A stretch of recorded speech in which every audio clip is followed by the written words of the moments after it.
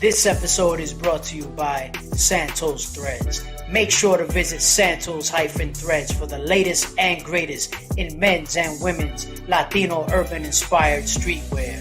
Visit SANTOS-THREADS.com. Hey, you are now listening to the Santos Says podcast, episode number 35. Once again, trying to survive. Back again with you, of course. Once again, another edition of the Santos Says podcast. I'm your host, Santos, proud owner of Santos Threads. And I'm very happy. I'm excited with who I have. Let me fix this mic, because this mic, we got to get this mic right. All right. First of all, make sure you guys visit Santos-Threads. And, of course, follow me on social media. Instagram, Santos Thread Shop, as well as on TikTok, Santos Thread Shop, and away we go. Make sure you check out on Santos Thread Shop. We do have a couple pieces right now that we're offering that are new in the store. The Santos Says official podcast merch. This right here. This hoodie right here has my catchphrase, and it's got my logo, the whole thing. Nicely made, of course, in collaboration with Santos Threads. Just wanted to throw that out there. If you're watching on YouTube, hit the like, comment, subscribe, the whole thing. It costs nothing, people. Get it going. Share it with your friends. Share it with everybody, your family members, so on and so forth. And away we go.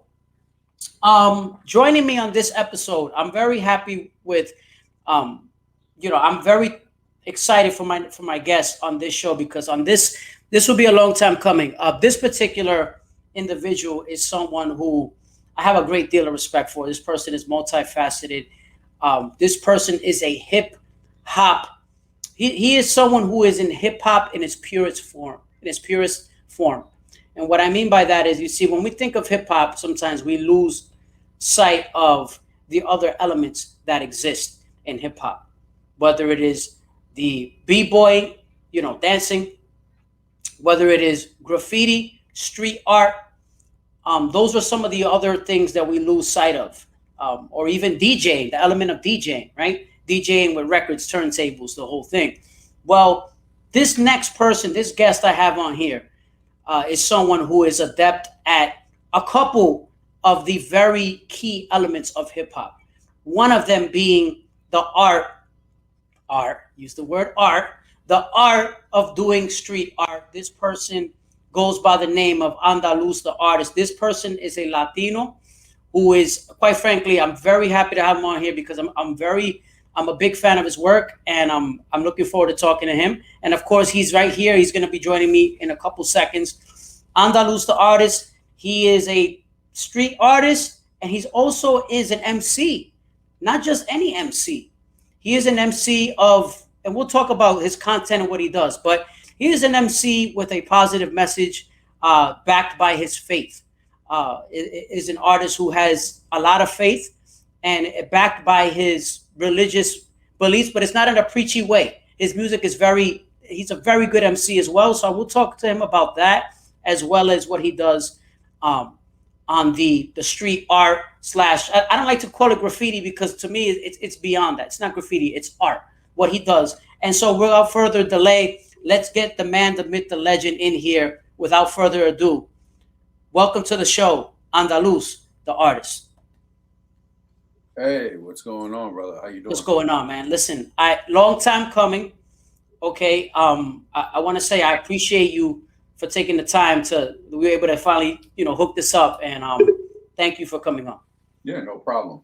Let's talk about you, because you're interesting in that. What I was bringing up in the intro, I was basically bringing up how hip hop has, right? You have the multi elements of hip hop, and so many times we lose sight of all of them, right? We're so caught up in the MC gets all the light, and which you are an MC as well. But what I wanted to talk about with you is just a lot of what you do, just the fact that you're able to partake and you're multifaceted in that way. So I guess what I want to start with is, talk to me about the beginnings of Andaluz the Artist, right? Which one did you start first? Just tell us first your background, where you come from. I mean, I've always been a creative individual. Even as a kid, I was into drawing. I was big into superheroes. Like I used to love, but like everybody, Marvel Comics, DC, love Batman, Wolverine. I used to sketch them. I used to want to be a superhero like everybody else, but I used to sketch these comic books, and I wanted to create comics when I was a kid. That was like my dream as a kid, and so I've always was doing that. And then as far as like hip hop is concerned, I really started like freestyling and rapping and like loving hip hop as a kid while I was living in Queens. My uncle Rich, shout out to him. We lived in the same house, the whole family, grandmother, father, mother, uncles, all Latinos. familia, you know what I Yeah, mean? that's how it is. And so he was making beats at the time. He still makes beats. And back then they had the tape players, and when you wanted to record something, you had to put the little paper in the tape and then Yeah. Yep. I know bring it. exactly what you're talking about. So he would do that, but he was always playing hip hop. Naughty by Nature, LL Cool J, those were like what was bumping out of his room. The bass, I would constantly hear it. My parents, they're more into like, salsa, merengue, but also like at the time it was more like, like what would be that category? It was just like pop, but it was like what Lisa and Diamond Girl and all these songs back then that they were pop locking to. So hip hop was like just like really taking over at that point.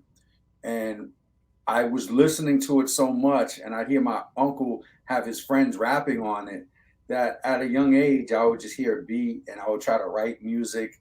I was so young, I was probably like 6, 7, 8, but still trying to rap and write music. It was crazy. But I was always into art, but I also loved the hip hop aspect that coming from Queens and right off Jamaica Ave under the train station, every night, every 10 minutes, you hear the train running right past your house, So that's how it started. And then like my love for, I think, street art and graffiti, because it started with the pencil, and the paper and sketching. And then I really found a love, I guess, being right there on off Jamaica Ave. There was a beautiful mural, and I've been looking for it online. I can't find it anywhere, but people have blogged about it. And it was a painting of Mother Teresa, Malcolm X, Martin Luther King, Gandhi, and maybe someone else. And I remember it like vividly, just a beautiful painting. And I was in awe on how someone could paint this big on a wall. Now, this had to be like what, 1991, 92, when I seen this thing. And so that stuck with me. And then seeing the graffiti on the trains and, around the area. So when I moved at an early age to Long Island, it was like a whole different ball game, going from where I was from, then moving out here with my family, and the schools look nice. Yeah. It didn't even seem realistic, to be honest with you, because our schools on the locker rooms had graffiti and were tagged up. Right. Yeah. And when we get to this school to check it out, I fell in love because I thought it wasn't real. Like I seen schools like that, but in movies, and I thought that those were fake things. And right. And I come here and I see this school with grass, which was outrageous to me, right? Like I see this school with grass and trees, and they got a baseball field, and I'm like, what the heck is this? I come from PS 33 and 22, Queens Village and Flushing, where all you have is cement, a basketball court outside. Right. So going to say, like, it was a crazy transition, but it was still in my blood. Like hip hop was always there, even when I moved to Long Island, where everything was kind of different, but it was like frowned upon. Graffiti, street art was always frowned upon. So it kind of was difficult trying to like make Long Island accept my kind of art. So when I was growing up, I was airbrushing. I started airbrushing in high school. So I transitioned from drawing. I learned how to airbrush. I was working at Toys R Us at one point, and I saved up some money, got an air compressor. My father helped me with the airbrush and stuff. And I started doing t-shirts, right? And I started making t-shirts for classmates for like school spirit week and stuff like that. And I started making a little bit of money from it. So in high school, I was already learning the dynamics of, making money from your craft. And so I would sell stuff to kids in school, and sometimes I would get in trouble because I would paint certain things that were, you know, if it was gang related to me, it was just like, oh, that's their gang, that's what they rep. I'm gonna paint it for them and sell it to them. And sometimes they'd have shirts on, and I'd get in trouble for painting the shirts. I'd be like, oh, you're like, listen, it's a business. Correct. It's a business. This is a business, right? You like, you want one, I could get you one too. Correct. Yo, you know what I mean? Principle. What do you want? I do something to your wife. No, you don't like your wife. That's your fault. You know what I mean? But long story short, like, it kind of escalated from there, and I was still into hip hop. My best friend, Duran, he was huge. He was like one of the illest lyricists I've ever heard in my life, and he was so like ahead of his time. They called him Thoughts, Young Thoughts. He was so ahead of his time because he grew up as God Body, 5%er. You know what I'm saying? So his father was a 5%er. So meeting him, we actually hated each other when we fought each other and everything, but we became best friends. And he was always rapping. He actually got me really into rapping. Like, I always loved it, but I didn't take it serious. And one day he's on the bus. He moved from Amityville to Huntington. I was already in Huntington. And so he gets on the bus and he's just freestyling off the top, like, and he's just dissing on people. We're on the bus and he gets to me, he starts roasting me, and people are like, oh, and I'm like, I don't know, like, what am I supposed to do? I don't freestyle, like, this is not what I do, but I'm a competitive person, that spirit, so I'm not gonna let someone just roast me, because we're gonna fight or something's gonna happen. And so you know me, I'm a big Shaq fan, so like, as a kid, Shaq was like my idol growing up. And I had everything in Shaq. I had all his albums, all his jerseys, everything you think of. And I knew, like, we gotta get to Shaq, because that's gonna be one of the other. I want to get to that in a little bit, because you have a nice story with Shaq, which I was able to see it, and that was a great story. And I don't want to get to that yet, because I want you to still break down, right, how you got into rapping, because I love that. I'm hearing where you're going, so I want you to get into that, and we could talk about Shaq too, because Yeah. I mean, it's that was a good story. But going back to like Duran, right? I knew that not many people, like, all right, I had the Shaq Fu video game for Sega Genesis. Yes. So when you got the Shaq, I had it too. You had it too. So it had a CD in the. It had a CD, right? So the CD had a song, and so Shaquille. Look at Shaq. He gets different. As I stand in the living, Shaquille. Yeah. I had that. Listen, it was real. I was a Shaq fan too. Listen to this, right? This is gonna blow people's minds. Yeah. The Santos says logo, the podcast logo behind me. Yeah. You know what inspired the color scheme and that logo? Orlando Magic. Orlando Magic. Yeah. When I was a kid, I grew up. I was a brief moment in time. I rooted for the Orlando Magic. I hear because of Shaq and Penny. Shaq. Penny's my favorite player of all time. Because of Penny, I like Shaq too, but Penny was my dude. But yeah. So like, that team was an amazing team actually too. But going back to that song, I knew, and I'm in Long Island now, so I'm just like, he dissed me. I didn't know what to do, so I'm like, what can I do? And I was thinking, I was like, yo, I'm gonna hit him with the Shaq bars that no one is gonna know. You're kidding? Oh. So I was like, you want to rumble with me, tumble with me? I float like a cloud, sting like bumblebee. People are like, oh, I'm like, bad boy. So what you gonna do? He's spitting Shaq bars. Oh. Everybody's like, oh, now they're like bugging out. They're getting at him. They can't believe that someone like spit some bars like that. And I'm like, yeah, and I'm stunting. I just stole the whole Shaq like song. They don't know it. I knew it. Now I'm like, whoa, what did I do? Because now I'm like, he's pissed off. Every day he's gonna come and try to roast me with these bars. Now I have to literally, I can't fake the funk on a nasty dunk. You know what I'm saying? Learn how to rap. So I gotta learn how to freestyle and rap. So I go home and all day I'm like rhyming words. I'm in the dictionary. I'm like, this word rhymes with this word. How do I, and now I'm like freestyling, because he would freestyle off the top. I had no clue. But shout out to him, man. May he rest in peace. He was murdered in 2012. Oh, man. I'm so sorry to hear that, bro. Yeah, man. Me too. Crazy. But he was the most talented lyricist I've ever met. Like, and I met rappers, he was so far ahead of his time talking about math, science. He was so like 14, 13, 14, 15. His bars were like, yo, who thinks of this? Like, even when I listen to old stuff from back then, I'm like, who thinks of this? He did a whole song he did a whole song with he did a whole song pretty much. What was the whole thing? The opposite. It was called The Opposite, right? And he would just talk about who he was. I'm carrying the pump. The opposite. No, so it was, the whole thing was about like opposites. So everything he would say is like, you're the opposite of 7 days. You know what I'm saying? You weak. It's something like everything was the opposite, but the whole flow was like, you the opposite of this, I'm the opposite. But it was like you had to put the word. What does this mean? What's the opposite of that? What's that? People don't do that. If I put it on now, it would still, like, a rapper would take that and make it a hit. And that's what he did at like 17 years old, 16, 17.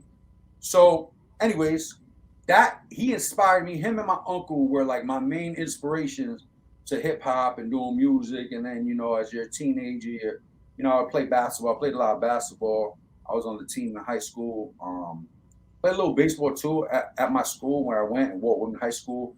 But it was a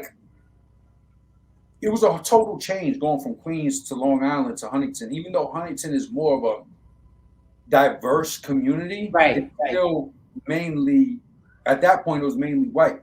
And the school that I went to when I was playing on the baseball team, I had an issue. It was just like people treated me differently because how I looked. Wow. And they're like, oh, you should be playing soccer. And I'm like, playing soccer? I'm Dominican. So I'm like, yo, what is your background?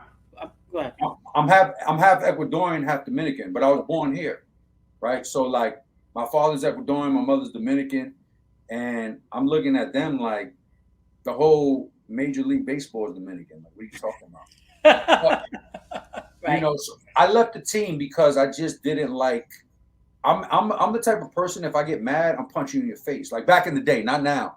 I'm a whole different person now. But back then, like I don't like bullies. I never liked bullies, and like even sarcastic bullies that are saying racial stuff to be funny with their friends and they think it's funny. It's still bullying. Yeah, it's bullying. I don't take that lightly, and I'm the type of person that I'm not getting kicked out of school for punching someone in the face, which I have. But at that point, right.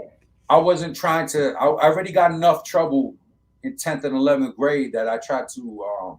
By the time I was like 11th grade and a senior, I changed my whole style, bro. I almost got kicked out of school 10th grade for doing some dumb stuff. So, at that point, I was a whole different person. But that's how I kind of got into hip hop. And then I was doing T-shirts in senior year. I was airbrushing, and I went to SUNY Westbury for 2 years. I was airbrushing for people there. I was doing like the Greek letters for the different fraternities. They were trying to have me go into their fraternity. It was weird because it was like a gang to me. Like, you kind of trying to, initiate me into your fraternity. Like, and in my head, I was like, every one of them felt like a gang to me. And I'm like, bro, I've been around real gangs. This is fugazi stuff right here. You know what I'm saying? So I never entered, but I left Old West, and then I went to FIT for a few years. That's when I really like made some connects. So when I got to Fashion Institute, I was trying to get in the first year. My grades weren't great from high school. I was trying to get in straight from high school with fashion. I wanted to do menswear. And at that point, everything was super baggy and Nietzsche academics. Oh my God, yeah. Right. So I had a portfolio of clothing, and it was at that time it was fire, in the clothes, but it was all long and jerseys and that was the style. That was the style. I go to FIT to try to go in. I remember his name still was Professor Blackman. I go into the office and he looks at my stuff and he was like, "What is this?" I'm like, "What do you mean? It's men's clothing." He was like, "This is not fashion. What is this?" And I'm looking at, "What are you talking about?" But you got to understand, I'm in Long Island, Manhattan. The style was changing, but at the same time, it was like he just kind of blew my stuff off. Like, this is not fashion. He just dismissed it. And he was like, "No, this can't make it." So he didn't accept me with my portfolio, and I'm not gonna lie, I was tight because in my head I'm like, "This is not fashion for who? For you?" Because me and him were totally different. You know what I'm saying? Like, be honest with you, FIT is 90% females. Correct. Right? Correct. It's 10% men. 10. Let's put this: 10% of that 10% men are heterosexual men. You know what I'm Correct. saying? So Correct. So yeah. I was already different, Right. you know, and everywhere I went, my whole life, I've always been different. You know, I left Queen, I came to Long Island, I was different. I talked different, I sounded different. Like, I've always been different. I've always been like an outcast, but that was always what drove me to be great because people always doubted me. And the doubt was the battery in my back to be like, watch what I do. So when he said I wasn't meant to be there, this is not, and then I'm looking at him like, bro, you like, anything's fashion. You know, you go to Walmart, that's fashion there. They might not, you might not like it, but they sell more clothes in Walmart than anywhere else, pretty much. So I took offense to that. They didn't accept me. I did 2 years. That's when I went to SUNY or Westbury. When I came back, I said, you know what? I'm not gonna go again for menswear, right? I'm gonna go for fine arts because I know I'm an artist. I have a portfolio, and I know that at that point I was better than my peers, like hands down. I was just like, art was just second nature to me. So I went in with my portfolio. They accepted me with open arms. Oh yeah, this is great for fine arts. So when I was there, I used that, and I made connects with menswear guys and the people that were going there. I didn't know graphics. I wanted to learn how to design, how to screen print, how to embroider clothing, because people would come to me for, let's say, rest in peace T-shirt. Someone in Huntington passed away or was murdered or something crazy. They would come to me. I'm the guy who's airbrushing the shirts. Yo, we need 50 shirts with his face or his name on it. It's like, you could only hand paint so many shirts. Yeah, nah. So I had to figure out, in my head, I'm like, yo, how do I take my design and duplicate it on shirts so I don't have to do this over and over again? Screen printing. Had no clue about screen printing. So I had to learn. I literally was freelancing for a screen printing company in the Bronx. Had nothing to do with my school. I just met someone randomly, and I was like, I want to learn. I'll work for free. So I'll go to the South Bronx, 3rd Avenue and Southern Boulevard, rundown building, work for free while I was at FIT, take the train back and forth, right? And that's how I learned like clothing. Then I had friends at FIT that did graphics. So I had this guy help me. He got me a program, Photoshop, Illustrator, bootleg stuff.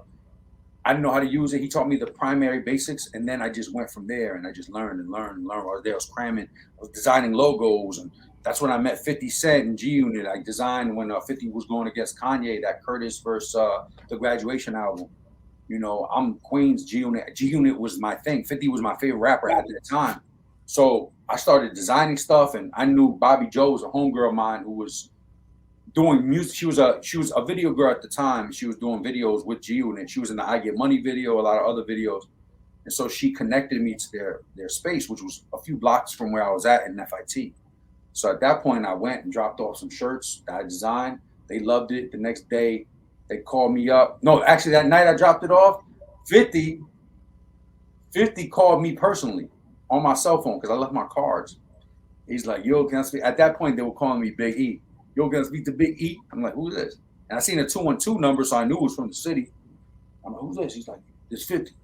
And I'm like, you know how he talks. I thought it was a prank. I thought my friends were pranking. Right. So I didn't say nothing because I wasn't sure. And I'm like, he's like, hello? And I'm like, yeah. He's like, yeah, this 50. And I'm like, oh, hey. He's like, yo, we love these shirts. I'm going to have Jinx call you tomorrow. We're going to order more shirts. Yo, next morning, early in the morning, G in the office calls me, right? This is why I was still going to FIT. Hey, we need 100 shirts we need 500 shirts by the end of the night.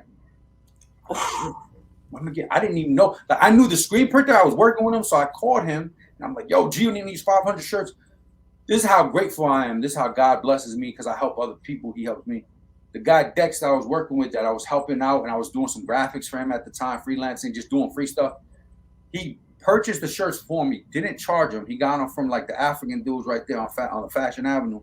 Bought 500 shirts, printed them for me, didn't charge me not $1. He's like, nah, I got you.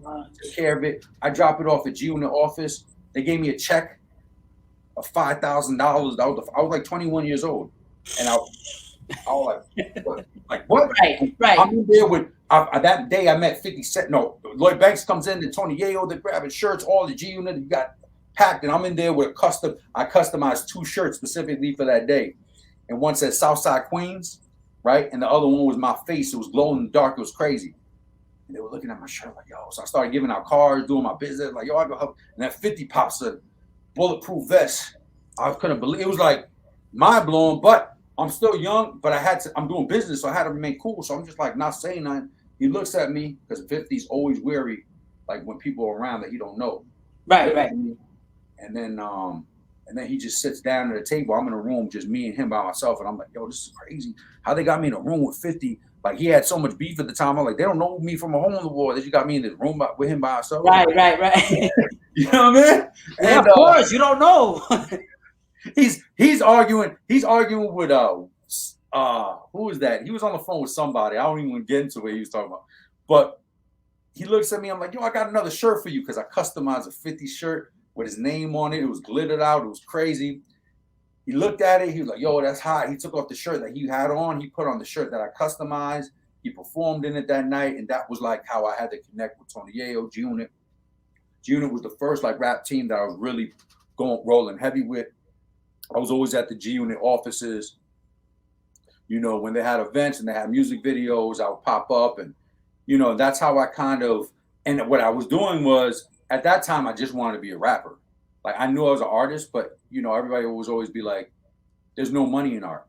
So in my head, that was in my head. And I was like, well, I see rappers make money. It looks like they, so in my head, I wanted to be a rapper.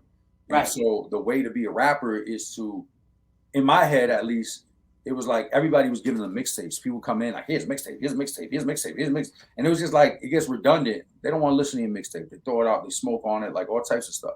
So in my head, I was like, I need to be cool with these guys. Like so I started doing closer and I was making money with them. We're doing custom stuff so that I had connects and phone numbers. And then I was like, yo, I do music. And yo, why don't you let me know I do music? So that's how I kind of got my foot in the door. I did t-shirts for Cassidy, Jada Kiss, like all the New York rappers. I was just doing free stuff. I was getting paid for certain things, but when it was like airbrush, I was just doing it for free and then it just transitioned, bro. And it was just like, I started doing music. I was doing the art. I had a store. Then I got a store in 2011 in Huntington. We opened up the store and I was selling clothing because I had my own clothing brand. So I kind of did everything, bro. Like I was doing fashion, art, and music, literally. And I created my own brand called The FAM, which is short for FAM, Fashion, Art, and Music. And selling clothes in Long Island. I had some clothes in some stores in Manhattan. Like that was a whole thing. And then my store transitioned from a clothing brand to people coming in like, yo, can you make a logo for me? And in my head, I'm like, yeah. Yeah. You know what I'm saying? So it became a promotional company. People come in, landscapers be like, yo, I need 100 shirts. So I started screen printing and that's how I learned business. Like when I had my storefront in 2011, that's when I learned business through failing. You know, people would come in, I didn't know what to do. And then I learned the next time. And it was just like, that started to build me as an entrepreneur from 2011 to 2018 when I had the store. But I was still trying to do music. Around 2014, I was going to come out with an album called, 2012, sorry, it was called Thoughts of an Artist. And I did it because my friend was murdered in 2012. And I was like, I'm going to drop an album for him. So Thoughts was for his name. The artist is me. So it's called Thoughts of an Artist. We started shooting videos. I had Tony Yayo on the album. I had like a lot of like name rappers on the album. We started putting their stuff together. And I was performing, like opened up for Joe Buttons, ASAP Rocky, right? And I was the only artist that was rapping and painting at the same time. Wow. So I'll perform and I'll be on stage painting. It was something different. So like people loved it. But I had a revelation, right? Like I had a revelation one day in 2014. My other best friend, Jerry, who was best friends with me and Duran, we grew up together, he committed suicide. Wow. So it was crazy. It was like one after the next. And it drew me closer to God. Like this kind of stuff could either make you or break you. You know what I'm saying? Like it could make you hate God and not want to ever deal with it and think it's fake, or you get closer to him because you realize, for me, I realized I wasn't Superman. I used to think I was Superman. I used to think my friends were Superman. Then when I see they're not here, it really hit me close. Even my girlfriend was my wife now at the time. Like I was with her for a long time and I was just like, whatever, whatever. And then it was just like, yo, it was serious. I like the month after my friend committed suicide, I proposed to her, you know what I'm saying? Then we got married and it was like my whole life changed. And then I had a dream, like God gave me a vision. And in the vision, it was crazy. I knew exactly what it meant. The vision was I was in a car with like two girls or something like that. I was driving, and there were like two or three girls in the car, and they were like giggling and joking around. They wanted to go to the club, and they wanted me to go with them. I was like, nah, I'm not going to the club, but I could drop you off. I didn't know who these people were. Right. It wasn't clear. It wasn't clear. I ended up being in my grandparents' house in Queens when they were living in Queens back in the day for some reason. And I walk up the hallway, open the door. One girl's getting changed. They're like, "Oh, you can come in." I'm like, "Nah, I'm good." The other girl's taking a shower. I was like, "Yo, just let me know when you're done so I can take y'all and be out." So I go to sit down in the living room. When I walk to the living room, I see a whole bunch of rappers in the living room, but they're not like rappers that I listen to. There was like Lil Uzi Vert, XXX, that kid Testosterone, whatever his name. Yeah. There was who else was there? Little Yachty, like a lot of like at that point the younger rappers that I didn't really listen to. So I look around, I'm like, why are they here? You know, I don't think nothing of it. I go to sit on the couch. I look out there's like a balcony with a window that you could see like the city by Flushing Meadow Park. I'm looking out the window and I hear, now everything's in regular color. I'm looking out the window and I hear, "Get out of her. Get out of her."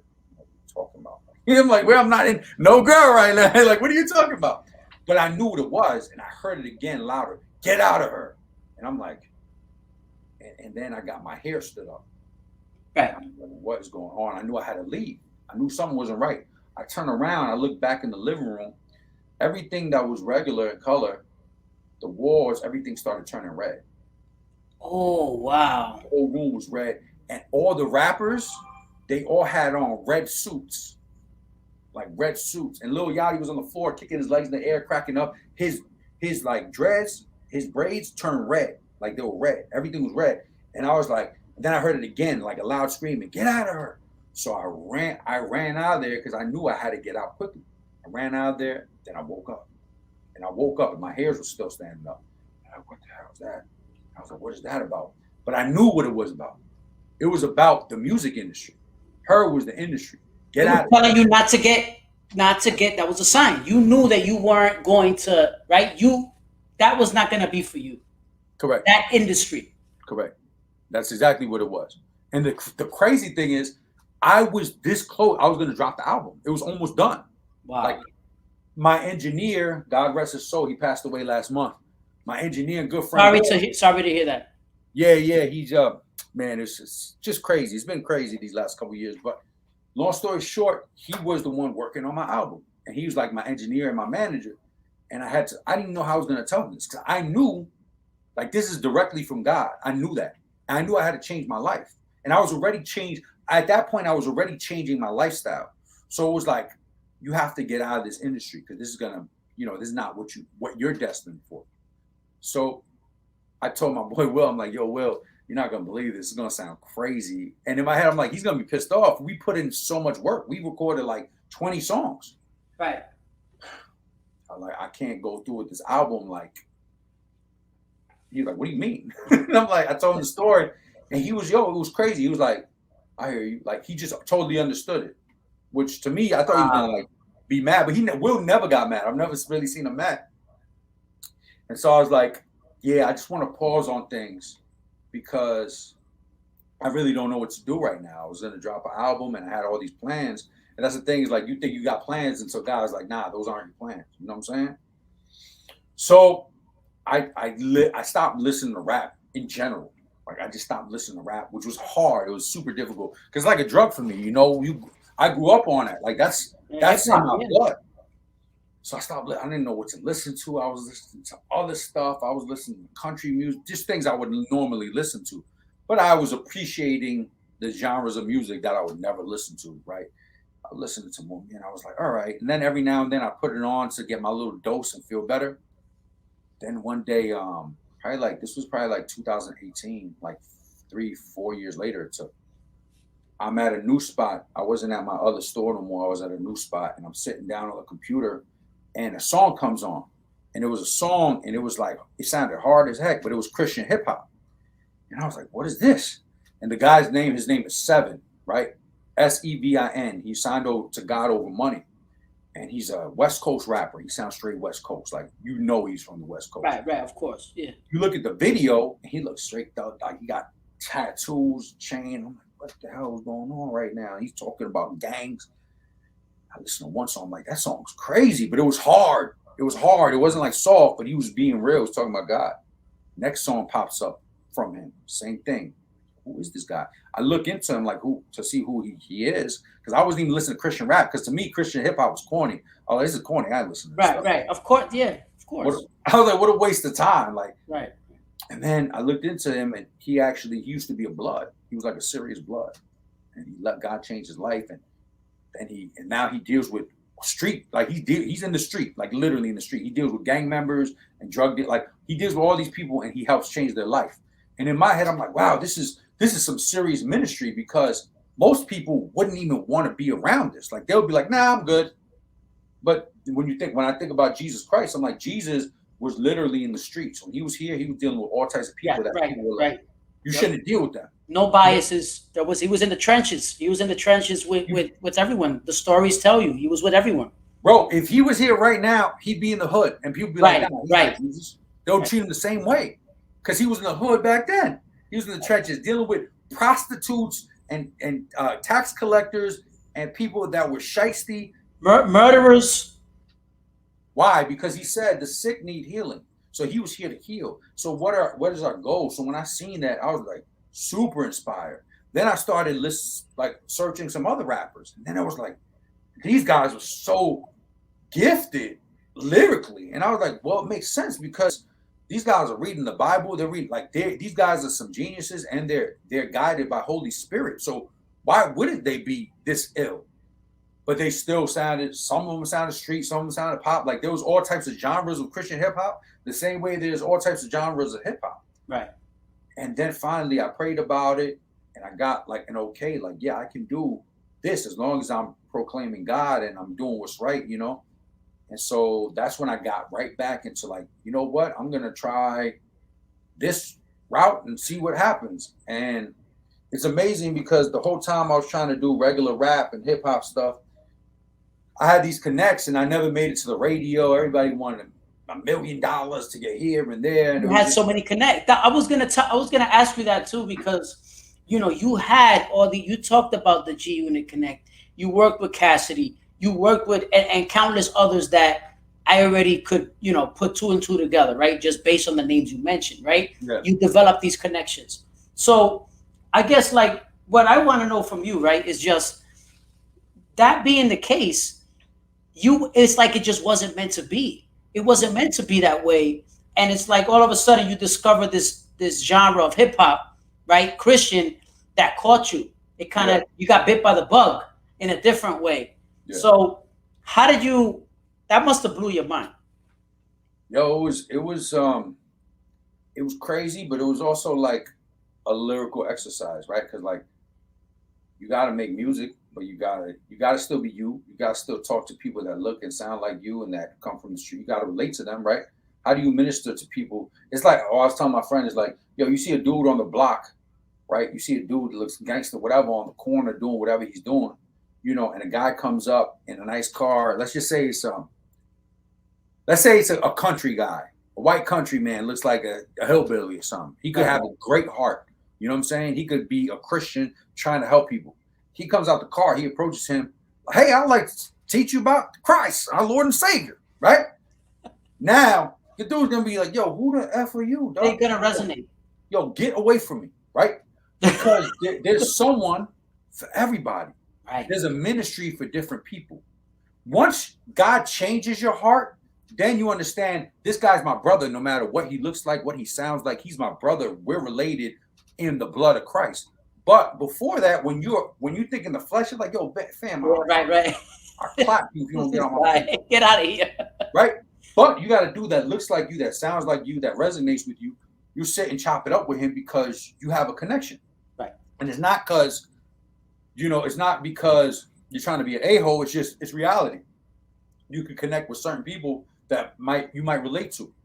So the same thing with music. How do we relate to people that look and sound like us, but think that Jesus or the Bible or, anything is just fake or fugazi or corny or makes you soft? How do you relate to that? You got to be you. You still got to be, first of all, being a warrior for God. There's nothing more there's nothing more stronger than that. There's Agreed. nothing more relentless than a person that's a warrior for God, because they will die for God. Like, that's it. You know, all these dudes that I know, they come from the streets. These dudes were in the trenches. They're still there, but they changed. Their heart changed. But they're not people that you want to just mess with. You know what I'm saying? Right, of course. That's the fabric of who they are. Correct.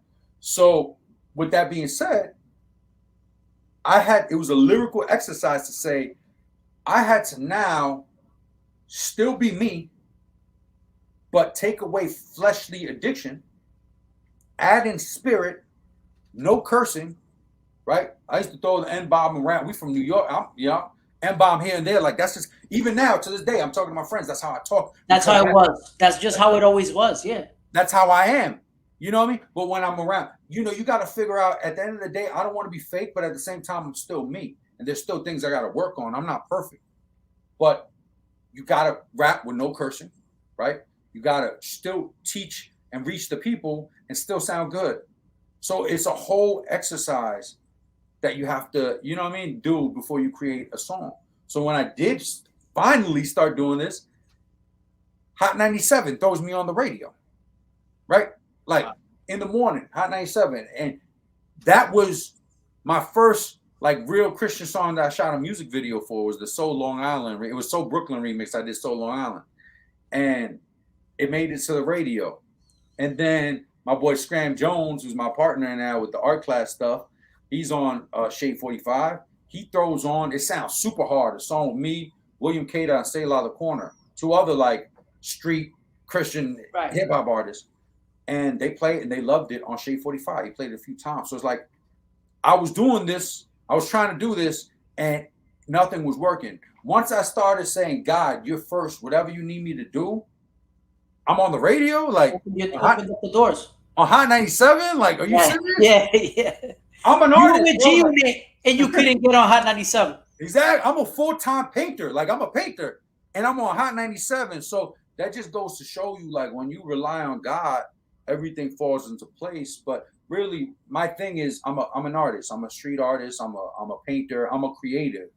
You know, it doesn't matter if it's poetry, if it's music, if it's art, if it's painting. I'm a problem solver. If there's an issue, and I'm gonna figure out how to fix it, and that's just what it is.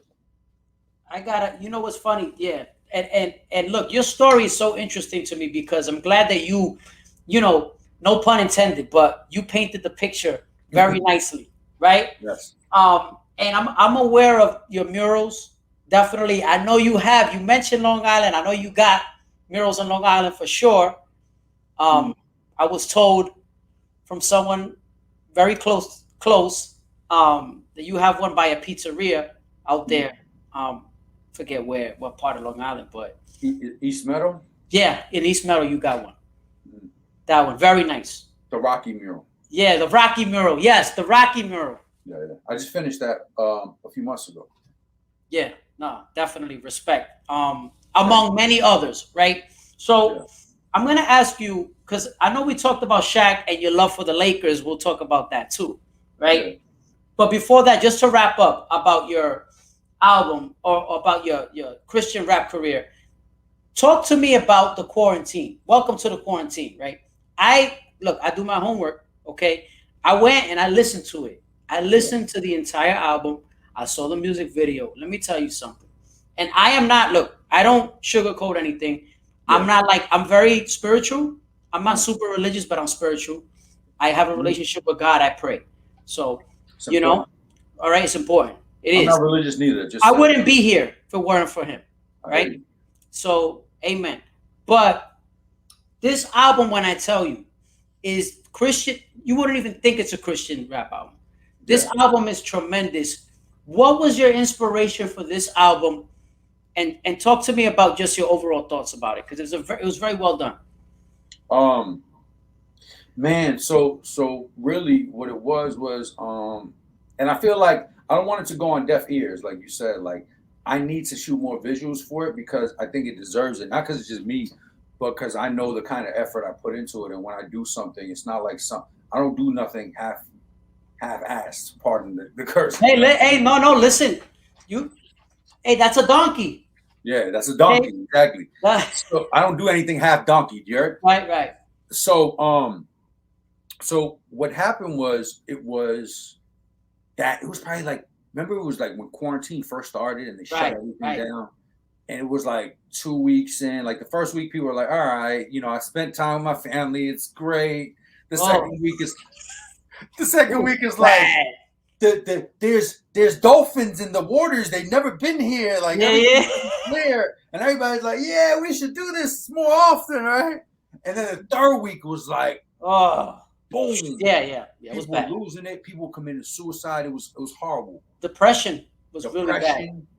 And so for me, I was like, man, I was in the same place. Actually, this is where I'm at right now. I have a booth right here. We built during quarantine, like when it first started. We built in home studio in my cottage. So we put up walls. I have a booth here. I have my computer with all the speakers are all around here. So this is my room where I make music.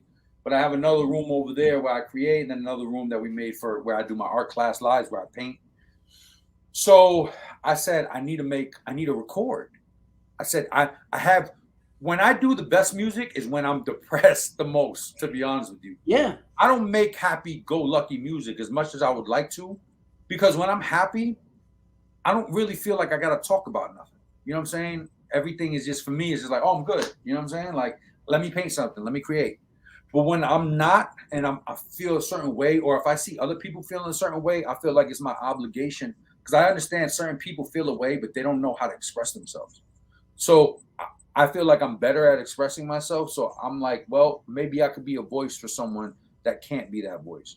So when this happened, around the third week, I'm losing. I'm like, yo, I got to create music. Like I started listening to beats. I started writing. I'm like, I can't record nowhere. Everything is shut down. So I'm like, how am I supposed to record? And at that point, we don't know what's going on. So everybody's still wearing masks. No one knows how serious it is. So no one's really going anywhere. And I'm like, damn, man, I need to build a studio here, because I need to at least record my own content just for my own sanity. Because I tell people I paint every day. That's my job. Like I'm painting all the time. Painting is like second nature. People are like, oh, isn't this fun to you? Sometimes it's not. I'm like, no, it's not fun. Unless it's something that I feel from the heart, the DMX mural, the Kobe mural, I want to do this. But if it's like a job, I'm like, all right, I'm just painting it, right? But when I have a hobby, when I feel a certain way, I write. That's what I do. So I was writing music, and I was like, I had a lot on my chest. A lot of people were depressed. A lot of people felt lonely, even in the house. They're going through problems in the house or whatever. So I needed to write stuff down to vent. So I said, man, I'm gonna build the studio. We built the studio. My boy Will came down, helped me build everything in here. And then I just started writing. I started looking through beats. I found different beats. I had some friends to send me some stuff. And I just went from one song to the next. And I just was like, I'm going to talk about this, or however I felt at the time. Like they have, I don't know if you remember this, a song on there called Pray for My Enemies. That talks about the police, Yep. Right. And I did that at the time after that Aubrey thing, the kid that was murdered. Yeah. Oh. So like when I seen that at the time, it was like nobody's really doing nothing about it. And I was outraged. Like I was so mad that I just sat down and started writing that song, and then there was, there was riots and all types of stuff at that time. So it was a crazy time. And I was out there, even with Black Lives Matter at that time, because I was just, I have a daughter, she's half Black, my wife is Black. So like, I felt obligated, and I was pissed off. Now, as time goes on, I have different feelings about different things, because as the light shines through the dark, you get more clarity.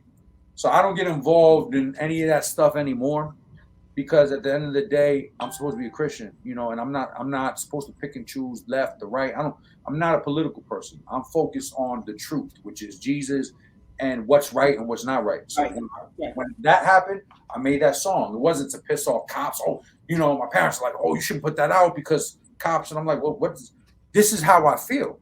If I don't say this, I'm being fake to myself. That's how I took it too, though. I did take it, to be fair. I thought you were very objective. You were the facts that you gave were facts that were common knowledge. Mm-hmm. You understand what you talked about on the song? were, you know what I mean? It wasn't like, it didn't have like a political, at least not to me, it didn't sound like a political take. No, and it wasn't. And I think I try to make my album like that. Like I try to, and the album from the beginning to end, it changes, right? Like Yes, yeah, it does. It definitely changes. Yeah, yeah. The prayer, that was the first thing. Actually, I wrote that song to, remember they had the Fabulous had like the summer challenge or something like that. To that yeah, point. Yeah, okay. Yep. So I originally wrote that to that beat, but I was like, damn, this would be a perfect intro. So I had to find another beat that would fit that well, the prayer, right? So the beat is great. The prayer, that song sets the tone perfectly for that album. Yeah, you couldn't pick a better song. Did you when you made that, did you intentionally make it knowing, okay, this is gonna be the intro? Like that was the intent the whole time? Well, when I did the song, it was before I even knew I was gonna do an album. I was just doing the summer challenge. I was just doing that summer challenge, Fabulous thing. And I did, and I was like, man, this is fire. I shouldn't. And then when I saw I'm gonna do an album, right? I was like, man, what should I call it? And I was in the quarantine. I was like, let's call it Welcome to the Quarantine, right? So because I had my last mixtape, which was 2011, right? Wow. I had a mixtape called, and back then they knew me as Big E. So no one was calling me by my last name is Andaluz. My first name is Efren, so everybody called me E. All the rappers back when I was doing G-Unit, they're always like, yo, Big E, Big E. So that's when I put that mixtape out. That was called In the Warehouse, right? Because I had a warehouse at the time. I was doing my business. I was screen printing. So I would always be like, welcome to the warehouse, right? Because that, and then my next mixtape was going to be Welcome to the Storefront, because I knew I was going to go from a warehouse to a storefront. Yeah. I kind of stopped. But then I was like, man, Welcome to the Quarantine. Like, it's still like, it's a different me, but it's still me. Yeah. Right. And so it's like the quarantine. Then I was just like, I wrote that song to the beat, which was a hard beat, that Welcome to the Quarantine. It was my boy's beat. Yeah. And then like it kind of started from there. Then I was just like, man, I want to make a rap album that's Christian, that actually has rappers, like real rappers on it. Like, I don't want to just have Christian rappers on it. I want to have all different types of people that are talking about God. Because for me, it was more crucial to show people that weren't like religious, that weren't, you know, a full devout Christian, that were still talking about God, because God is for everybody. Not just because you go to a church. You know what I'm saying? Anybody could pray. And that's what I wanted this album to be about. It wasn't about, yo, are you a Christian? Are you doing this? I want it to be more about like, you need a connection with God. That's what's going to change your life. A church isn't going to change your life. It's good to go there, but God is going to change your life. So when I did this, I hit up Graf, because that's, me and Graf go back. So I was like, I hit up Graf, and he gave me a good price, because I knew he was, you know, everybody was giving discounted price. Because quarantine, remember, all the rappers, they didn't have jobs. Right. They just wanted to eat. They wanted to eat. So I knew as a businessman, this is the perfect time to pay rappers. You know? Yeah, I'm gonna do it right now. That was perfect. So when Graf gave me a price, he gave me a good price, because we go back. So I was like, Graf, appreciate it. Say no more. Boom. Y'all, I sent the bread. I took a nap. I woke up from my nap. He already did the verse. Wow. And I'm like, what the? Like, and that's crazy, because most time when I deal with rappers, even on my last album, it took them months, and I had to like find them and bother them after I paid them just to get that done. So he did that 1, 2, 3, boom. Then I hit up On Q, who had a rep back in the day. So he did his thing. I hit up Big Pun's my favorite rapper of all time. Big Pun? Oh, Big Pun. That's so I hit up his son, Chris Rivers. Who's on the End Game, which is the second to last track that like ends the tone. Yeah, for sure. Yeah. Dope. So, but why? Because I wanted them, like, Graf talks a lot about drugs in his rhymes. You know what I mean? Right. Yeah. Graf is a dope rapper. He's fire. Yeah. He's fire. And he's from my hood. But the thing is, I was a fan of Graf growing up. I thought Graf would be bigger than he is now. He's that nice that he should be bigger than he is now. So he was big on the mixtape scene for sure. I remember back in the 2000s. I remember. I used to listen to him. So when I hit up Graf, it was because I was already a fan of him, and I know Graf is a really good dude. Regardless, like, he has a lot of drug talk and all this stuff, but like, if you just talk to Graf, he's super smart and he's a really good person. You know what I'm saying? It's not so in my head. I'm like, man, I know God is heavy. Like, I sent him the stuff. He understood the vibe. he still killed it. He was still him, but he was still giving praise to God. You know what I'm saying? Which was great. Same thing with Chris Rivers. You know what I'm saying? So that was my objective for this album, was like, I want, and I also had Christian rappers, Will Kada, who's just dropping an album actually, 22222. Shout out to him. I'm on a song with him and Cephas. Crazy to let me hear today. It's bananas. That whole album, I heard it. It's bananas. So with that being said, I was like, we got to do Welcome to the Quarantine, and we got to do songs that specifically talk about things that we're going through. I wanted the album to be a time capsule. Like when people 20 years from now, they listen to it, right? Because I still feel like that album was going to blow up. Like to me, it might not be today or tomorrow, but eventually when people are doing a movie on 2020, right, in a quarantine, and they're doing the documentary on it, they're going to be YouTubing quarantine songs and coronavirus. Right. My album talks about all that stuff. Right? That was a moment in time. It's a moment in time. So it's only time for that album to be heard by the masses. But, you know, that was my concern, was that people understood this time what we were going through. And like I said, from the beginning to the end, it changes. Why? Because in the beginning, nobody was sure what was going on. That's why they say it was a pig, so say it was a bat, so say it is 5G, who's stating all the facts. We don't know what the facts are. You know what I'm saying? And so at that time, it was talking about that. And I was saying, you know, wear a mask, do it for you, stay inside. I was talking about stay inside. That was right. When I get close to the end, I'm like, get outside, get the hell outside. Right. Go off your mask. You see the album cover, the mask is burning. Like, let's be free in Jesus. But that's the transition. That was literally the transition. Yeah. We didn't know what was going on here. As time passed, things starting to open up. You start to see the nonsense going on, and what's real, what's not real. You see past it, right? You see the propaganda. In the beginning, everybody's just taking it for what they thought it was. Correct. Right? Not to get too crazy in that, because that topic, let me tell you something. That's a whole nother topic. I've been wanting to go off on this topic forever, but let's just say you understand where I'm coming from. Like, correct. It's not what they say it is. Let's just keep it at that. Oh, that's a full fact. And believe me, I was early January, me and my mother were in the hospital because of this stuff. Thank God we out and we're good. No, it exists. Of course, obviously you know it exists, but there's something going on. I don't believe anything that the media shows us. Nope. You know what I'm saying? Nope. And when people like try to argue about it, I'm like, bro, like, I understand why people do what they do, and I'm not judging you. Who the heck am I to judge you? You know what I'm saying? I also feel like people are being misled. You know, I know it. I don't feel it. People been being misled for. There's an agenda. There's an agenda with it. Of course. Now, you got me to talk. But if God is in your life, and he understands that you think you're doing what's right, I truly believe that God knows. He knows the heart. Right. So sometimes you're doing something that doesn't make sense, but you're doing it because you think it's right, and you're full-fledged with it. But that doesn't mean it's right. Just because you believe it's right doesn't mean it's right. But God understands your heart. So maybe me and you get into an argument because we both disagree. But even if we're brothers and sisters in Christ, he knows the heart, and that's up to him to decide what he does. But whatever he does, he can get you out of it. The same way you got yourself into it. You know what I'm saying?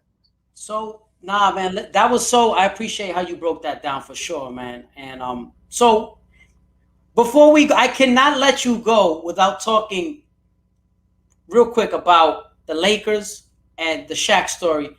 For those who don't know, the listeners out there, this man has done work for a multitude of people, and he had this particular painting of Shaq that was absolutely tremendous, right?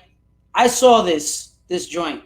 I think I'm trying to remember now. Shaq and Kobe together, right? On that one, Shaq and Kobe together. Yeah, okay, I remember. Like back to back. I think. Yeah. Right, and I mean, it was one beautiful painting, and Shaquille O'Neal bought it from Andaluz. Andaluz did not want to take a penny from it. He was just humbled by the fact that he appreciated his work. Right? Correct. And you were just blown away. Talk to me about that moment. Yo, man, like, that's the kind of stuff that, like, for me, that's the kind of stuff that is like shows me that my hard work pays off. You know, like growing up, idolizing, I don't idolize nobody anymore. I only idolize God. But growing up, I idolized this guy. Like, he played a major influence to things I did. You know, even playing basketball, how I acted. You know, he didn't curse in his rhymes, his songs. So like a lot of that played a part in what I did. He was He was clean. funny. He He was had a clean. clean image. He He was did. funny, right? And so, and he was big. I'm a big dude. I mean, I'm not his size. I'm 6'2", 285. So, you know, when I think about that and how much I knew everything about him, I did biographies on him. Like I know his whole life. You know what I mean? Like as far as you could find, you know, I know it. And so, for me to be at my age now, and I said I'm big on speaking things into existence. With Shaq, it was like I said, speaking things into existence. I was like, and I know this because and some Christians are like, oh, that's you can't talk about speaking things into No, existence no, or the not law of true. attraction. But it's like God created all these things. Like God created science. You know, people are like, oh, God over science. I'm like, there's no science without God. Like everything works in accord. Energy works. That's why John 1:1 says, in the beginning was the Word. The Word was with God. The Word was God. The Word is Jesus, right? In the beginning was the Word. What the Word comes out of where? The mouth. So if you speak things, if God says it shall be, it's done. There's no ifs, ands, or buts. We're built in God's image, and we say this is what's going to happen, and we have faith in ourselves. We have faith in God. Most importantly, it's done. It's already history. That's why I tell people when I have an idea, I say it out loud, and in a few weeks, it's already done. Like, or in a year, it doesn't matter. If I say it, it's going to happen. There's no doubts in that. So when I had the idea, I was like, man, I'm paint this piece. I'm gonna get it to Shaq. I had no clue how I was going to get it to him, to be honest with you. I don't know how. I'm just getting it to him. I know I'm connected. Kobe Murals and a few other people and TNT people. I'm like, I'm going to get this to Shaq somehow. Now, I started painting it. I went live on Twitch for like 2-3 days. And then the fourth day, the last day, I was going to go on Twitch again. And I'm like, you know what? Because I was trying to transport some of my followers from Instagram to Twitch. But I had so many more followers on Instagram. It's like, it's the last day. It already, Shaq is almost finished. Kobe's looking great. Let me just go on Instagram live because I got a lot of followers there. Yeah. And just say tag Shaq and see what happens. Go on live, and then, you know, there's only like 12, 13 people watching. I was one of them. You one of them. See, so like was there. Dude named Tony comes on and he's like, yo, I'm Tony from Blue Chips. I'm like, so I look at him like, okay. But I remember the movie Blue Chips with Shaq and You're Penny. like, yeah, okay, whatever. Who's this guy? Like it. So then I'm going, oh, okay. So I go back again. He's like, yo, I'm Tony from Blue Chips. And I'm like, from Blue Chips with Shaq and Penny? He's like, yeah. So I'm like, okay. And then I was like, all right. So I'm like, you didn't think anything of it, yeah. My brain was churning a little, but I was painting. I was in the zone. I have Shaq music on. You know, I'm the only person in the world to be listening to Can't Stop the Rain at that moment. And, and next thing you know, he's just like, yo, I'm texting Shaq right now. And I'm like, I look at the screen. I'm like, yo, don't play with me, man. Like, stop playing with my emotions. Like, and so I go, and now I'm like, man, now my brain is like thinking. As I'm painting, I'm thinking. And I'm like, wow, well, who would say that they're Tony from Blue Chips? Nobody in their right mind, because most of people don't even know what Blue Chips is. Right? Like, so then I'm just like, man, so maybe he is from Blue Chips. Maybe he knows Shaq from back in 91, 92. Maybe he was like a basketball player on the team, and he's been friends with him ever since, you know? And this is just what I'm thinking in my head. So I'm like, maybe he does know Shaq, shoot. But that's all I'm thinking, because even if you text Shaq, it's just like, whatever. Shaq is doing a million things, like it's Shaquille O'Neal. He's right, of course. So then, but in my head, I'm like, damn, it's a possibility. Shaq might pop up, but you know, I'm not really thinking about it. And then I turn around, I'm talking to people, and Shaq has now joined your live. Oh, that's when you start seeing y'all start bugging out. Yo, people in the comments are like, yo, Shaq is here, Shaq, and everybody is commenting. I cannot believe just him being in the live chat room was enough for me. Like, that made my day. I'm losing it, as you've seen in the video. And no one's seen me like that because I'm a little more serious. Like, I'm chill, but I'm. Now you were very animated. Yeah, I never. Yeah, the videos I've seen of you, you've always been just like, whatever. I could tell this one meant something. You was like a kid. You was like a kid, man. I was like a kid in the candy store. Yeah, you looked happy, man. Yeah. I was happy for you. Yo, that was one of the most greatest days and moments of my life. Besides like my daughter and stuff like that, because it was just like, it's just like saying Michael Jordan, right, or LeBron James for people, like how they For love. you, that's what he is. For that's what he is to you. So it's like, imagine you make music or something, and LeBron James is like, yo, I like that beat, man. I'm gonna buy that from you. He goes live with you. It's like changes your life and it changes your confidence. You might already be confident, but now you're like, damn, this is the person that I looked up to most, and now he's on my live. And then he asks to go live with me. Then he's like, he asks for me to go live with him. Now I'm like, yo, that's what I'm like, yo, Titi Jesse, my aunt got it. I'm like, I remember I saw. She's like, what, Poppy, what's going on? I'm like, ah, right? Yeah, nah, listen, you can't help it. And then I accept it, and then he's just there, just chilling on the couch, lint on his shirt, and he's like, yo, what up? I'm gonna hit you up in the. He's like, yo, how much for that painting?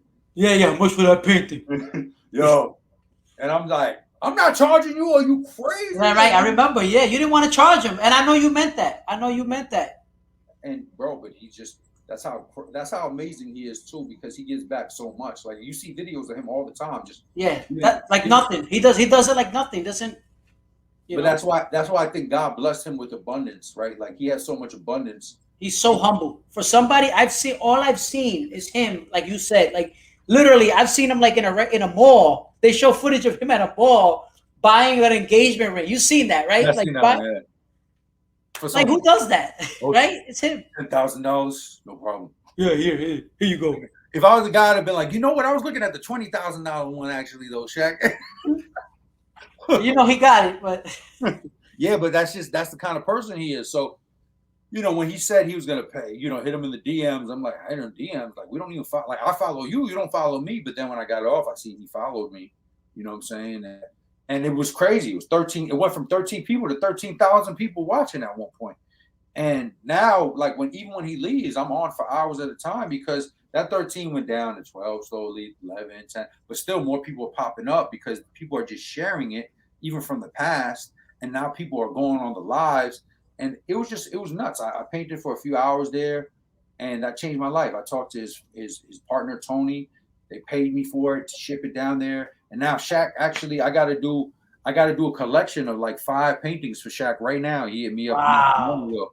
So I'm happy for you, really. I really am. That is tremendous. That is listen, that is a story. This is inspiring right here. Like I'm feeling like motivated right now. This is great stuff. And that's what it's meant to be, right? Like I told my wife, I told people, my friends, like, think about this. This is the person that you looked up to, and he was like the person, or he or she, it doesn't matter who it is. And it's like you do something, you're good at something, right? And you sell something, you sell a product. This person that you looked up to the most has purchased your product, and not only purchased it, but boasted and promoted you. Like, that changes your whole confidence, because now it's like, man, if I could get my art to Shaq, I can get my art to anybody. Like, anybody will buy my stuff, right? Like Shaq, people are like, oh, what about getting your art to Jordan? I'm like, Jordan, whatever. I got stuff to Shaq. For you, it doesn't matter. For you, it's not the same. It just doesn't hit. It's like me, right? Like, I love Jordan, obviously, but with me, like, I'll give you an example. It's like as if you told me, oh, yo, I'm going to be able to get you Penny next week to do an interview with you. Yeah. Penny to do an interview with me? I'm like, right? For me to interview Penny Hardaway. Yeah. Like, I think I'll fall to the floor right there. It's going to happen, though. In the mighty name of Jesus. That's right. It's going to happen. If there's anything I could do once I get Shaq some stuff and get connected, because I have big plans. Like, I have big goals. But if there's any way, because he's really cool, Penny. And Penny's now a coach or something for college or high school or something. But if there's any way, it'll happen. And I'll try my best regards to make that happen, because that shouldn't be an issue at all. I don't see why not. No, respect. I mean, I see how much he means to you. And bro, when I say it's gonna happen, is because, like I said, I always say it's gonna happen in the mighty name of Jesus, because I truly believe that, and you speak things into existence. So there's not this, if it happens, it's gonna happen. It's gonna happen, right? The manifestation. That's it. It's happening. Yeah. I was telling my friend the other day, because he was like, we were talking about some business stuff, and you know, he's being a Debbie Downer. I'm a person that looks at the cup. I look at a cup half full always. I Right. never look at it half empty. You know, if people are like, oh, but this and that, and this is gonna happen, and if you do it, then you have to deal with this. I don't look at it like that. I was like, yo, if we do it, this and this, we're gonna do this, and this is gonna happen. That's it. Right. And we could both be in the same predicament, but you being a Debbie Downer, it's not gonna happen. I don't know, you know, but this is gonna, and you keep doing all these. You're literally cursing yourself, right? So like that. Why do you think they call it spelling? Why do you think letters are called spelling? Because you can lay a spell with what you're saying. That's how. Yes. That's how powerful. Yes. Right. Power in words. There's power in words. So you could curse someone with your words. You could bless someone with your words. What are you doing? When you deal with a lot of friends that are haters, they keep you down. That's why you cut them off, because their words are literally stopping your energy. But when you're like, nah, that's not what's happening. This is what's happening. And that's it. In the mighty name of Jesus, I already proclaimed it. That's it. It's done. So I was telling him when he was like, oh, I don't know. I'm like, bro, I don't like your energy, bro. Like, let's stop that right there. This is what's going to happen, because that's what's going to happen. There's no ifs, ands, or buts, all right? All right, cool. That's it. That's it. Cool. We're good. We're going to keep it moving. And it happened. Whatever I told you happened in 2 days. He's like, yeah, man, that's great. But I'm like, yo, bro, don't butt me no more. You heard? Don't butt me no more. This is it. Get excited. We're going to take over, and that's it. Like, that's just what it is. That's how you got to live your life. Because if you don't, you're always going to just be, no one wants to deal with someone that's like, I don't know, but, you know, like, it's not happening. Nope. Positivity always. Always. So before we wrap this up, share a thought about your Lakers. I know you're a diehard Lakers fan, right? Yeah. Share a few thoughts right now how this NBA season is going. It's trash. About your Lakers. What do you think? Because listen, I gotta be honest with you, right? I'll be honest with you, because I always shoot straight. I hate the Lakers. Okay. I'll tell you why. I'll tell you why. It's not that I disliked Shaq or Kobe when they were coming up. I thought they were great. I watched them all the time. Yeah. That was not my issue. I always hated that they got everybody. Yeah. They always got everybody, and like the New York team, like the Knicks, never got anybody. Yeah. And so, like, growing up watching that. Now, again, I told you when I was younger, before anything, I rooted for the Magic because of Penny and Shaq. Yeah. I love that team. Yeah. 95 Magic, love that team. They beat watching them beat the Bulls, knock off Jordan. Come on. There was nothing greater than that. I hated Jordan growing up. I'm not gonna lie. Same here. Everybody forgot. Everybody forgot. Everybody in New York decided they all want to love him. Revisionist history. I couldn't stand him. I'm like, yo, y'all didn't see Penny like this backing up. I don't want to hear that. Oh, he was in baseball shape. No, he came back. He played. You in the league. Like, if you playing, it's because you're ready to play. Yeah. Right? Like, they lost. Look, the Bulls lost. I don't care if the excuse was, oh, they didn't have, what is it? They didn't have Horace Grant. Yeah. Blah, blah, blah, blah. Yeah, the Magic had Horace Grant. The Magic had Horace Grant. Yeah. Okay? So, boo-hoo. But... you can tell me Horace Grant changed the whole series? Come on, man. Let's stop playing. Horace Grant was good. He's a good player. But I mean, regardless, that was their time. You know what I'm saying? But the next year, the Bulls came back and whooped them out. You know what I'm saying? Right. But what they don't tell you is that's because they had Rodman. They went and they got Rodman. That made the difference. Specifically for Shaq. At that point, he was an annoyance to Shaq. You know what I'm saying? Like, who, Penny and yeah, because Rodman. Rodman was just, and the crazy thing is that Rodman was only like 6'6", 6'3". I mean, sorry, 6'7". Yeah, but he's super very heavy, stocky. I think the best part of that NBA, man, I get excited when I think about that NBA. Yeah, it's a whole different league. Yeah, like even the early 2000s, like those Shaq and Kobe teams, like, to me, there was no better team than the 2001 Lakers. Like, they were so unstoppable. Remember the playoffs? They beat every team. They swept every team except for the 76ers. They lost the first game and then they won 4 straight. They only lost one game. Yeah. You guys weren't losing. After that is when they had that thing with the Kings and they hit it and Robert Horry made the shot and stuff like that. That was that game. I'll tell you something. Go ahead. Yeah, you're saying. No. What I wanted to say, because I agree with you. That team, that Lakers team, I'll tell you something about that Lakers team. And I'm not a Lakers fan, but I watched every game. I was locked in because I like watching greatness. You know what I mean? Like, I wasn't rooting for them, I wasn't rooting like necessarily against them, but I just Yeah. wanted to watch, right? Correct. So like, because I was still remember, like I had come off the being sad that Shaq left the Magic, so I was hear still gonna follow Shaq wherever he went, Correct. and I was following Penny wherever he went. So I was like, oh well, Penny's on Phoenix now or whatever. But so watching that, I was like, yo, I was blown away seeing Shaq. See, people take it for granted. Shaq gets overlooked. They're like, oh well, he's big and he should dominate. Well, how many big stiffs have we seen playing in the NBA? They can't even move their legs. Correct. Right? You got to be able to maneuver that weight. You got to be able to. And you never see no one that big maneuvering that weight. Never. Like who else is Shaq's size? They might be taller, doofier. You know what I'm saying? Skinny, but they can't do what he did.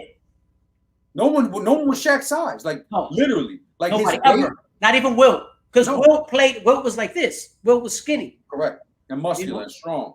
But Shaq was a whole different beast. So it's not like when they're like, oh, well, he was that big. It's like, bro, you see big guys right now, they can't move. Look at Anthony Davis. Are you kidding me? Oh, Anthony Davis. Let me tell you something. He is the most overrated player in the NBA. He is soft. He rather shoot 3-pointers. He is just. They talked about him like he was the next best thing since sliced bread. Can't stay healthy. Yeah, I feel bad for him too because he's always getting injured, and it's like, But at the end of the day, I was never a huge Anthony Davis fan, right? And maybe it's just like even Kobe. Like I was never a LeBron fan because I was such a Kobe fan. Yeah. So it's just like even now when they're like LeBron, I'm like, yeah, he's cool, but like people are already like, oh, LeBron and Jordan, and me, I'm like, Kobe's better than LeBron. Like that's already automatically. Wait. I was gonna ask you about that. So you really believe, and again, there's no wrong answer, right? I'm just curious. You think that Kobe is actually better than LeBron? Correct. Yeah. Okay. I believe he had I think in their primes, Kobe's better than LeBron every time. A better defender and a better offensive player. See, I agree with. I could see that. What part of what you're saying? The only argument I always had, and this could be just my argument. Yeah. Jordan never, not Jordan. LeBron has never played with as great a teammate as Kobe's been able to play with. Yeah. Like Kyrie is not on Kobe's Shaq's level. Correct. Kevin Love, Dwayne Wade maybe. Yeah. He's not even there, but he's, you know what I mean? And he never had a great coach. LeBron has never had a great coach. Yeah. Well, Kobe had Phil Jackson. I would say this. I would say this when you say that is that Kobe, he had Shaq, but he also won 2 rings without Shaq. And you can't say that what Pau Gasol was his best player. And no, good point. Good point. Pau Gasol is, I'm like, bro, you can't like Pau Gasol was old. Lamar Odom. Yeah, Lamar, but it was a washed up Lamar Odom. It wasn't like, you know what I'm saying? Like it wasn't like the best Lamar Odom. That team wasn't that great. And they beat. It wasn't Clippers Lamar Odom. Bro, and they beat the Celtics with Kevin Garnett, Paul Pierce, Ray Allen. Like, good point. Are you kidding me? You know what I'm saying? They had what's his name? Meta World Peace. Like, it's like, it's just like, come on, man. Like that's why for me, like when they talk about, LeBron James has had incredible, like Dwayne Wade, Chris Bosh, that Miami Heat team was way better than the Laker team that Kobe was on. You know what I'm saying? And LeBron, people always like, oh, he never had a great. LeBron picks his team.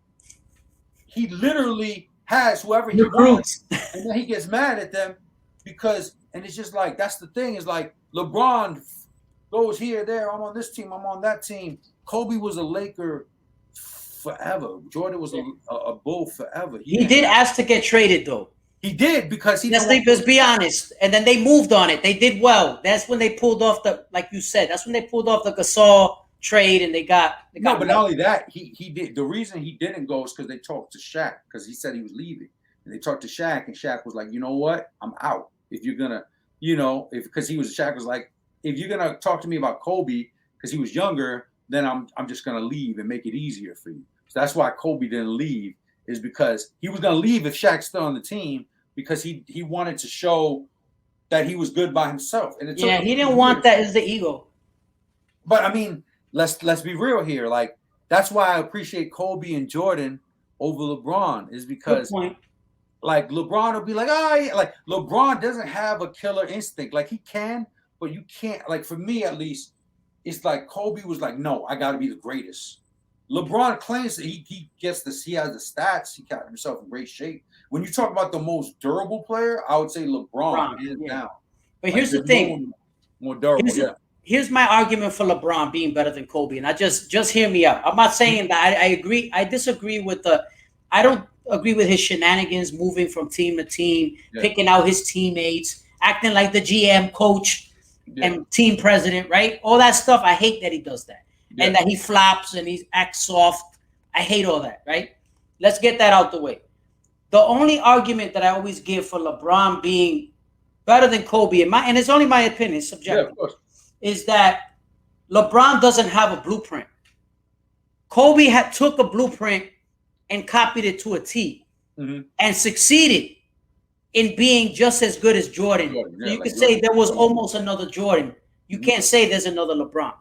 So for that reason, I put LeBron ahead of Kobe because he's just so different than everybody else. I feel like his skill set is unique. He dragged a bum Cavaliers team. This is why he went stargazing. Mm-hmm. A bum Cavaliers team in '07 to the finals by himself with Anderson Varejao. No, I remember that. And then they got smoked. Yeah, I But remember that. listen, Kobe killer instinct is as great as anyone. I think, and I also look at I look at a lot of factors. Like LeBron came in with 03, right? LeBron Yeah. came in 03. Kobe came in 96. Like those years that Kobe came in, it was a whole different NBA. Oh yeah. When Good LeBron point. came in, it was still a little bit like that, but he had a hard time because there was still some big men. But once the big men weren't really big men no more, it's a whole different ball game. Open lane every time. LeBron James is stronger than most of the big men, right? Yeah. But if you see who does LeBron James have an issue with, and it's so to me it's as clear as day. LeBron James has an issue with strong players, That's a good point. Iguodala. Iguodala gives him fits. Iguodala gave him problems because Iguodala's strong, right? He wasn't just like when he Luol was Deng. Luol Deng. Remember Luol Deng? Luol Deng used to guard him well. I remember. Especially when the D Rose, that Bulls team was crazy. Oh, yeah, they gave him trouble. But that's what I'm saying. Like LeBron, to me, like everyone's like, oh, he's strong. But to LeBron is super soft to me. Like to me personally. I know. Like, yo, I understand. I get it. Allen Iverson was going through like beating himself up, going through Every night.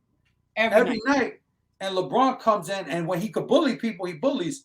But there's no real big men. There's no Alonzo Mournings. There's no Larry Johnsons. There's no Charles Oakley. That you know what I mean? Like there's Dennis Rodmans. Like who's no enforcer?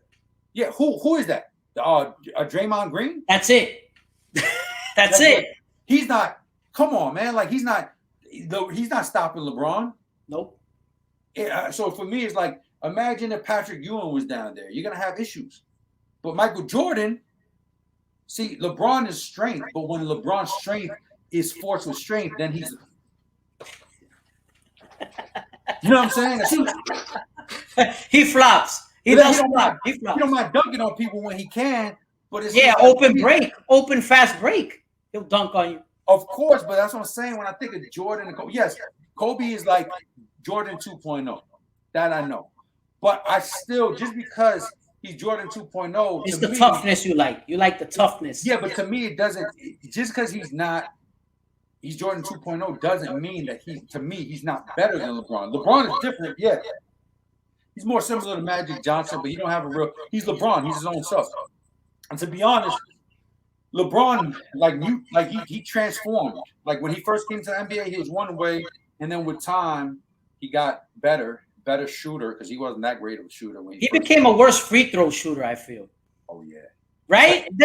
He wasn't always this bad shooting free. He's worse than he be 1 for 1, like 1 for 2 all the time. Like I'm like, oh, he's horrible now at free throw shooting.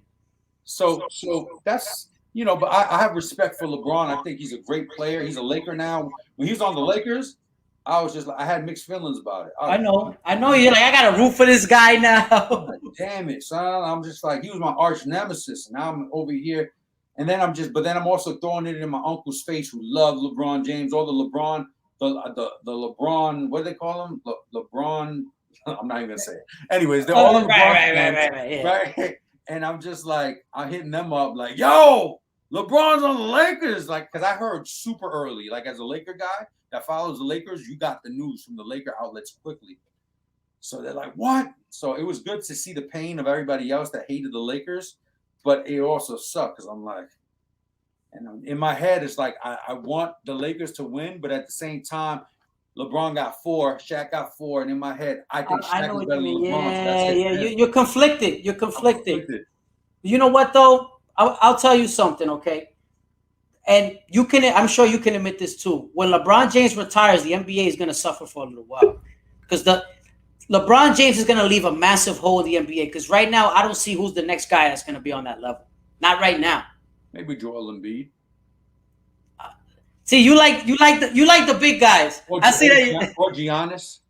I love Giannis. Like I think. The thing is, I haven't really watched Joel Embiid. I haven't watched too much of the NBA this year. I think it's trash. And maybe it's trash because the Lakers are so bad. You know what I'm saying? And so I'm just like, oh, man, like this is so horrible. And then like watching these guys that you would think would be like the greatest team ever assembled, like play so bad. It's just like, oh, my goodness. But when I looked at like the other day, I watched the Bucks versus the Sixers. And I was like, man, this is a good game. And I was like, he is so good, that guy. Joel Embiid is playing like a beast. Yeah. And, but I still don't like that they compare him to Shaq. Because I'm like, no, don't compare Joel to Shaq. Nah. He reminds me more of like a hybrid between, he's more Tim Duncan than Shaq. Yeah, I see Tim Duncan and Kevin Garnett. I see those guys. Yeah. Shaq is only one. It's only one Shaq. Yeah, they'll never be. I mean, come on, man. I always tell this to people. When people don't know what they're talking about, they just talk. And that's why, okay, for example, there was people talking about LeBron or Kobe. I said, I don't care. I take prime Shaq over LeBron. And people are like, yo, you sound nuts. And I'm like, you sound nuts. I was like, they don't know. Because they don't know. If you had 2001, right? 2001 Shaquille O'Neal in his prime. And then you have Miami Heat LeBron in his prime, and you got to pick who you're choosing. Are you going to go with the most dominating player ever? Or are you going to go with the most durable player ever? That's a serious question. Right. You're going to go with a big man that's field goal percentage is stupid high because LeBron shoots just like the same free throws as Shaq, right? Right. So, they're the same. They're the same. He's almost there. Who are you choosing, right? For me, I mean, I'm Shaq biased, but for me, it's just like, it's come on, Shaq. If you have Shaq at that point, you're winning with another player. You're winning with Shaq. Easy. See, the hack of Shaq thing is overrated. I'll tell you why. People overplay the hack of Shaq thing. I'll tell you why. Why does it matter the hack of Shaq thing when he scored like 35 points before he even got fouled anyway? So it's like, you know what I mean? If he made half of the free throws, he's getting 40 a game. 45, right? He's scoring. He's clutch when he needs to be, which is right. The weirdest thing. He's hit him. I've seen him hit him. He's hit 2 free. I've seen him many times in many games. He's missed all the free throws, and then the fourth quarter, game is on the line. Swish, he'll nail him. I've seen him plenty of times do that. I don't know if you remember. I forgot what year it was, but they won that year too. They were going against the Dallas Mavericks, right? It was the end of the game, and it went to, I think, Game 7. This was like the determining factor. I think I remember now. I'm trying to hack the Shaq twice. He made all 4 free throws. Yeah, I remember that. I remember because I never seen it. I never seen him do it. I remember. Yeah, I remember it.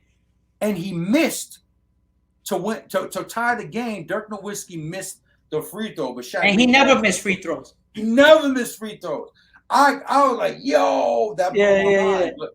But that just, that's just my thought because everybody's like, oh, LeBron. And I'm like, yo, bro, everybody's forgetting Shaq. I know he's not a shooter. I know he's not like the most exciting. He don't dribble. No. Listen, your feeling is valid. Shaq deserves. He's up there. Shaq is one of the greatest I've ever seen.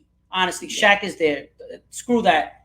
He deserves to be there. I agree with you. I'm glad that because everybody's a copycat too. Like I hate that. Everybody just, everybody loves Kobe. Everybody loves MJ, right? I like to hear different names. Westbrook, everybody loved him. Not now. Like my favorite point guard, or not now. They forgot about that. My favorite point guard of all time is Penny. I told you that. Favorite player of all time was Penny. He's amazing. He was amazing. I mean, Shaq had amazing players though. You know what I mean? Like he had Penny, then he had Kobe, then he had D Wade. You know what I'm saying? So it's But they like complimented him because they correct, were great wings. They were great wings. correct, correct. So listen, man, we out of time. Um, anything you wanna plug? What you'll be up to now? Let the audience know, man. I could keep going forever. This was great. All Um, right, bro. Just want to say welcome to the quarantine album out. Make sure to go listen to that. Andaluz the Artist, Kobe Bryant mural in Brooklyn, Kobe and Gigi mural in Costa Mesa, DMX mural in the Bronx. You know what I'm saying? Bob Ross mural in Miami. So do a lot of street art. Follow me if you like art and creativity. We'll be coming out with some NFT collections very, very shortly. Very soon, working on some projects. It's not just NFTs to make money, but these NFTs are actually going to help out with those that are in need of housing and poor and stuff like that. So we try to get back to everything we're doing. So stay tuned to that, to the Discord. And yeah, man, most importantly, God bless. I hope that this helped some creativity and inspire you guys. And, you know, the same thing with me. I appreciate everybody that's watching and has been following. I appreciate you, Santos, for this time that you've given me to Thank you. utilize your platform. And then I ask that God continues to bless your platform with even bigger, more dynamic people than myself at the moment. I appreciate you. No, listen, this was great. This was a blessing. I appreciate you. I'm very, as a Latino, I'm super proud No, I to appreciate see you. What you like really. That's why I was like, I gotta get this guy on here. So I gotta tell you, I'll be the first to tell you, God bless you. that. Thank you. Listen, keep doing amazing things. I'm really proud of what you're doing, and this came together real nice. I appreciate it, and we'll plug all your stuff too. I So, appreciate that. Yeah, all right. man. Before you go off, like what you said with the Latino stuff is like, you know, I I'm I was born here. You know, my parents are from DR and Ecuador. You know, my Spanish is okay. That's why you don't see me speaking it constantly. I understand it, but you know, I focus on. I try to encourage and inspire a lot of Latinos, like boys and girls, because I feel like, and I want to speak on that before we go. I Sure. feel like we get overlooked and we are like, I really feel like a lot of times we're at the bottom of the totem pole, right? We do a lot of the hard jobs that a lot of people in Americans won't do, and we work at a cheaper price and we do a great job at it. And so it's just like I want to be an inspiration to those to say, hey, we don't have to only work like that. You don't only have to work hard with your hands. Because as my father taught me, he was always like, you got to work hard with your hands. You got to be outside. You got to do this. And it's just like, Yeah. sometimes it's like work smarter, not harder. We already work so hard to get a little bit. So it's just like, let's use our brain and let's create, let's inspire. There's not a lot of like Latinos you see that's like known or celebrities, or are cool. You know what I'm saying? Like unless you're like a reggaeton artist or something, Right. Right. it is just like, especially an American Latino that's out here in America doing stuff is like a lot of times we get overlooked.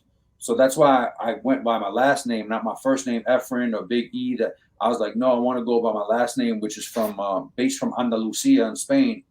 I wanted to go with Andaluz so that when people see the name, they're like, wow, this is a Latino that did this. And man, maybe I could do it and hit up some of the Latin neighborhoods and place art there so that when people see it, they know it. And when other people that have the same last name, Andaluz family, my daughter, when she gets older, wherever she goes, every state, she's going to know that her father left a mark, not only for me, but for people that look like me. Man, well said. Well said. Man, I couldn't have said it better. Yeah, bro. Well, I appreciate you. Andaluz the Artist, or Andaluz, of course. Man, look out for everything that he look out. You never know. You might see a mural coming in a neighborhood near you. He's got Town near you, baby. Town near you, baby. I appreciate you coming on.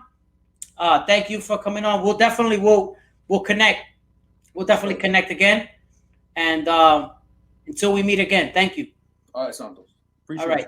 it. Appreciate you. Peace. All right. So I want to thank my guest, Andaluz the Artist. Man, that was a great conversation. I mean, very interesting. He's done a lot. His story is just interesting. I feel inspired. I gotta be honest. I feel super inspired right now. And I want to thank my guest, of course. That was episode 35. Make sure to follow me on social media, Instagram, Santos Thread Shop, as well as TikTok, Santos Thread Shop. And again, as always, don't just say what you mean or mean what you say. Say it with your chest.